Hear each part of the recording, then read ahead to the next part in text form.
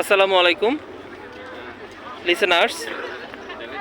আমি এই মুহূর্তে দাঁড়িয়ে আছি মদিনা মুকাররমায় কুবা মসজিদে। আসলে কুবা মসজিদ মুসলিম উম্মার ইতিহাসে একটি অন্যতম গুরুত্বপূর্ণ জায়গা, গুরুত্বপূর্ণ মসজিদ। বলা হয় বা আমরা যতটুকু জেনেছি, মুসলিম উম্মার আলেমরা সবাই এটা অকপটে জানিয়েছেন যে কুবা মসজিদ পৃথিবীর ইতিহাসে মুহাম্মদ সাল্লাল্লাহু আলাইহি সাল্লাম কর্তৃক প্রতিষ্ঠিত প্রথম মসজিদ। এবং কুবা মসজিদে তিনি আসতেন, তিনি প্রতিদিন না হলেও অন্তত শনিবারে, অর্থাৎ মদিনা প্রতিষ্ঠিত হওয়ার পর শনিবারে অন্তত হলেও তিনি কুবা মসজিদ আসতেন এবং ফজরের নামাজের পরপর তিনি কুবা মসজিদ আসতেন, এসে 2 রাকাত নামাজ আদায় করতেন।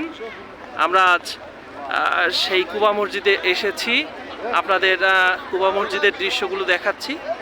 এই যে দেখেন, এইটাই মূলত কুবা মসজিদ। সুবহানাল্লাহ। কুবা মসজিদের চারপাশ আপনাদের দেখাচ্ছি।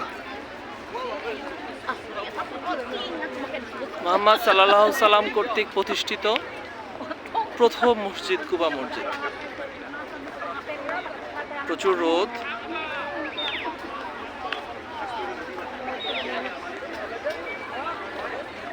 ধন্যবাদ সকলকে।